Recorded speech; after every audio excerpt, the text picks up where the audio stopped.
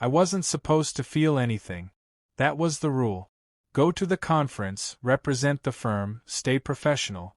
Return home to Evan like nothing happened. But the moment Mr. Hale handed me the travel itinerary, something shifted. His eyes lingered. His fingers brushed mine. Just an accident, I told myself. He was my boss, unquestionably successful, confident, married to his career. And I? I was just Adrian, 27, quietly ambitious, loyal to a 5-year relationship that felt more like a routine than a romance.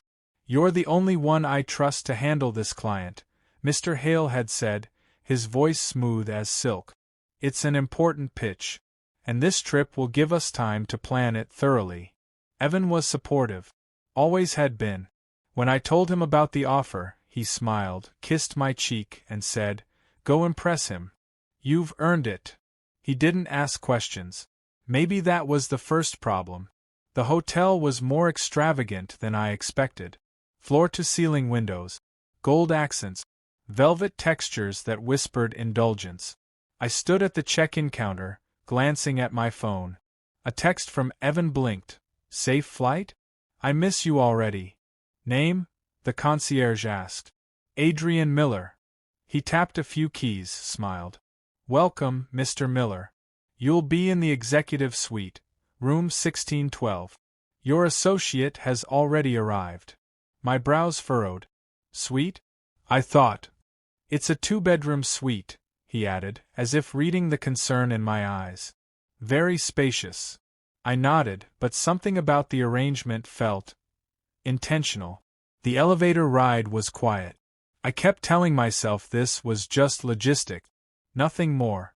But as I reached the room and slid in the keycard, the door clicked open into a space far more intimate than expected.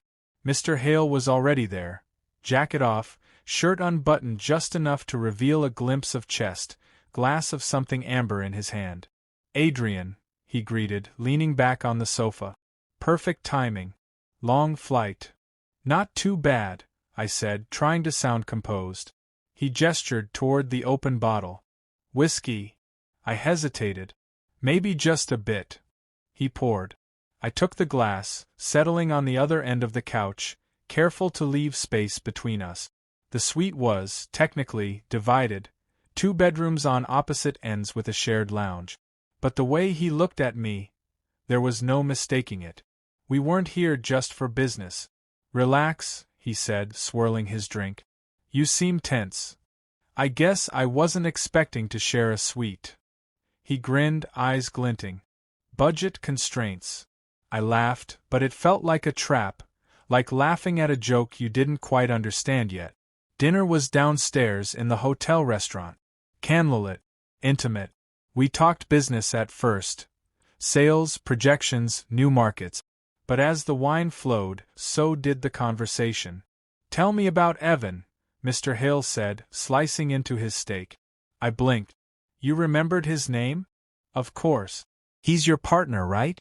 You mentioned him once." I nodded. "Yeah. We've been together 5 years." "Happy?" The question hung in the air like smoke. I forced a smile. "We're comfortable." He raised a brow. "Comfortable can be dangerous." We said little after that, returning to the suite in silence. He opened another bottle, but I declined. My heart was thudding in my chest, the way it hadn't in years, not even with Evan.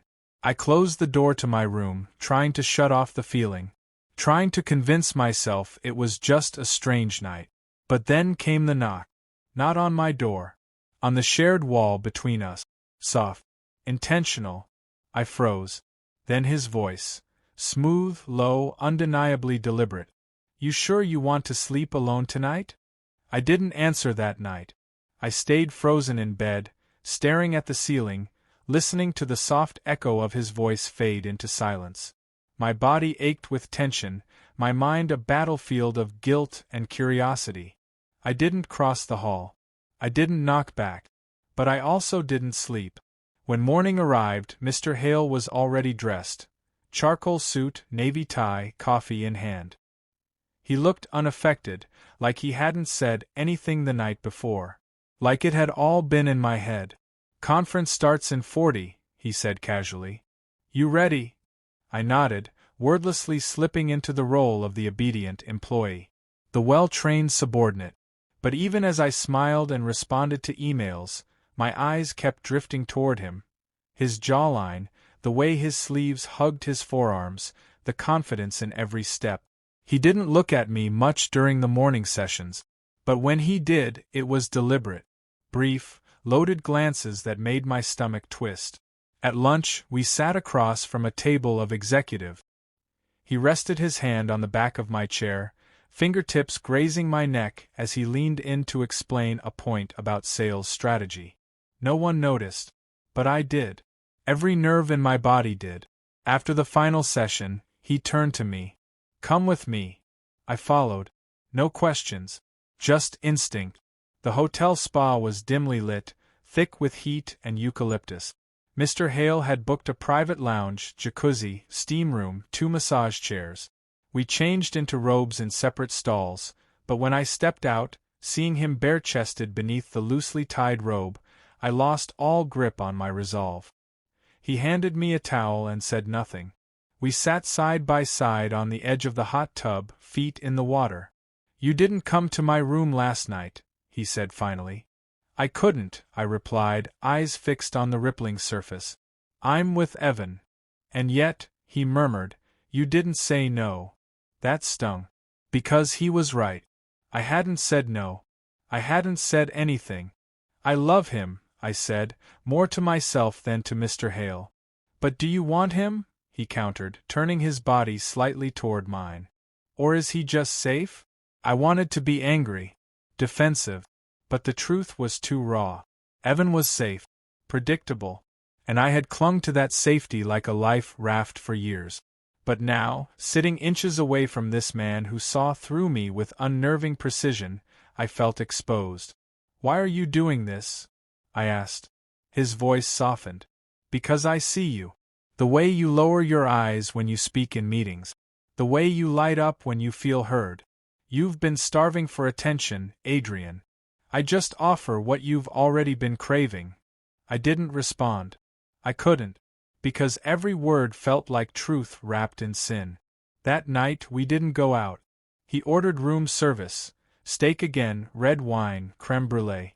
I ate in silence, the only sound the quiet clink of silverware and the low hum of jazz playing on the suite's Bluetooth speakers. After dinner, we lingered in the lounge. I sat on the floor beside the couch, back against the armrest, legs stretched out. He sat behind me, sipping his drink, eyes locked on mine. Evan doesn't make you feel like this, does he? My voice trembled. No. Not for a long time. He placed his glass down and leaned in, his lips brushing my ear. You deserve to feel wanted. Not tolerated. Desired. Not managed. I closed my eyes, breath shaky. The space between us dissolved. I felt the warmth of his breath. The weight of the decision pressed against my chest. I stood, forcing distance. I should go to bed. He didn't stop me. Just watched me walk to my room, like a man who knew time was on his side. As I closed the door behind me, my phone buzzed. A text from Evan. Hope your day went great. I can't wait to hear about everything. I stared at the screen, the ache in my chest tightening. I typed a reply, deleted it, typed again. Instead, I just sent a heart emoji. A lie in the shape of love. I climbed into bed, but the sheets felt colder than ever. I was awake for hours, staring at the ceiling. Listening. Waiting for another knock that never came. It was almost midnight when I got out of bed. The air in my room was still, thick with unsaid things. I stood at the mirror, staring at myself. Rumpled t-shirt, messy hair, eyes dark with exhaustion and something else. Something I didn't want to name. I didn't bother putting on anything more than sweatpants as I walked barefoot across the plush carpet, heart hammering like it knew what I was about to do. I didn't knock. I didn't hesitate. I just opened the door to the shared lounge. Mr. Hale was there. He stood by the window, shirtless, a glass of whiskey in his hand, city lights reflecting off his chest like slow-burning fire. He turned when he heard me, one eyebrow raised, but no surprise in his eyes. "You couldn't sleep," he said softly. I shook my head. "No." He walked over, close enough that I could smell the cologne clinging to his skin, spice and musk and something inherently male. "I couldn't breathe right. I didn't plan this," I whispered, even though we both knew I had. He took the glass from my hand, set it on the table, then reached out and gently tucked a strand of hair behind my ear. "You don't have to lie anymore," he said. "Not to me. Not to yourself." I wanted to argue. Say this was wrong. Say I had a boyfriend. That I was loyal. That I wasn't this kind of person. But I didn't say anything. Because I was already leaning in. The first kiss was slow, so slow it almost wasn't a kiss. Just the warm suggestion of lips, the tentative exploration of something neither of us could undo once it began. Then came the second. Hungrier. Sharper.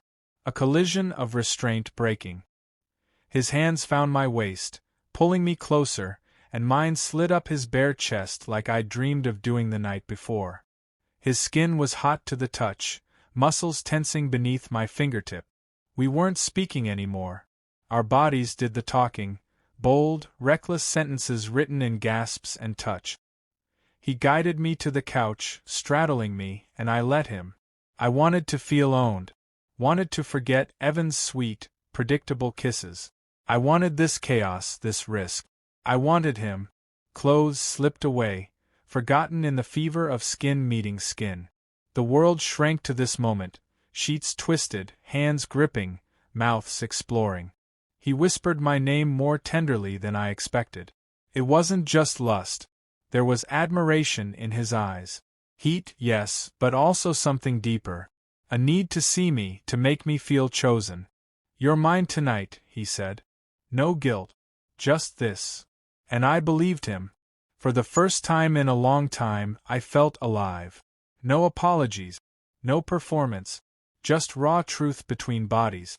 Time folded in on itself. I don't know how long it lasted.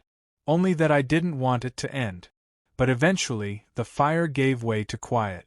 We lay there tangled in the sheets, his hand drawing lazy circles on my back, my head resting on his chest. I listened to his breathing, slow and steady. I wanted to say something, anything, but I didn't know what honesty would sound like anymore.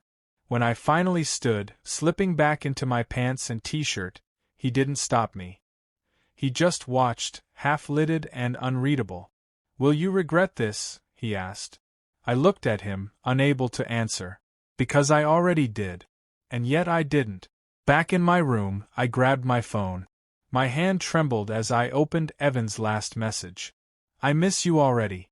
Hope the conference is going well. Love you." I stared at it for a full minute. Then, without thinking, I placed the phone face down on the nightstand. And cried into a pillow that didn't smell like home. The apartment smelled like coffee and familiarity when I walked in. Evan had lit a candle, vanilla and cedar, something warm, something comforting. Something that made me feel like an intruder in my own life. "Hey," he said, smiling as he walked out of the kitchen in socks and a faded hoodie. "You're back." I dropped my bag by the door, feeling like it didn't belong there. Like I didn't belong here. He hugged me, arms wrapping around me in that soft, practiced way. Safe. Familiar. His body was lean, warm, and utterly unchanged. Mine wasn't. "I missed you," he whispered into my shoulder. I forced the words out. "I missed you too." But guilt clung to my skin like sweat. Mr. Hale's touch still lived in the muscle memory of my body. His breath, his words, the way he made me feel seen in ways Evan never had. Not because Evan didn't care, but because Evan never looked closely enough to notice I was slowly disappearing. Dinner was quiet. Pasta. Wine. We talked about the conference. I told half-truths, meetings, client pitches, tired evenings. I left out the parts that mattered. The suite. The spa. The night. His body pressed against mine. "You seem different," Evan said suddenly, tilting his head. I blinked. "Different how?" "I don't know." He shrugged. "Just off." I reached for my glass, masking the twitch in my jaw. It was a lot. I'm just tired. He nodded, but his eyes lingered too long. He knew something. Maybe not the details. But something had changed, and it was leaking through the cracks in my voice. That night, when he reached for me in bed, I flinched. I covered it quickly, turning into his chest, kissing his collarbone, holding him tighter than usual. But it wasn't the same. My body responded out of habit. My heart? It was somewhere else, still tangled in hotel sheets, still caught in the heat of a moment I couldn't forget. A week later, Mr. Hale called me into his office. He didn't smile when I walked in. Didn't stand. Just gestured toward the seat across from him. "Close the door," he said. I did. We stared at each other for a long second. "Are you okay?" he asked. Was I? I didn't know anymore. My life had split into two timelines, before him and after. "I don't know," I admitted. He nodded slowly, then slid a document across the desk. "Promotion. You've earned it. I didn't reach for it. This is about more than work now." "It's always been more," he said plainly. "You just didn't want to admit it." "And what am I admitting now?" I asked. "That I cheated? That I ruined something stable for, what, one night of clarity?" He leaned forward. "For the first time, you chose yourself. That wasn't a mistake." I swallowed hard, every cell screaming to either run or stay. He was right. And wrong. And dangerous. And electrifying. "I still love him," I said. Mr. Hale raised an eyebrow. "Then go home and pretend you didn't feel what you felt with me." I left the office without the promotion letter. That night, I sat in the dark living room, Evan asleep in the bedroom down the hall. I held my phone, thumbs hovering over two different names. I opened Evan's contact. Typed, "We need to talk." I deleted it. Then I opened Mr. Hale's thread. The last message had been his. "I'm not going to chase you. But I'm not sorry for anything." My fingers hovered again. Then I typed, "When's our next trip?" I didn't hit send. Not yet. Because the truth is, the line between love and desire isn't a line at all. It's a door. And I was still standing in the hallway.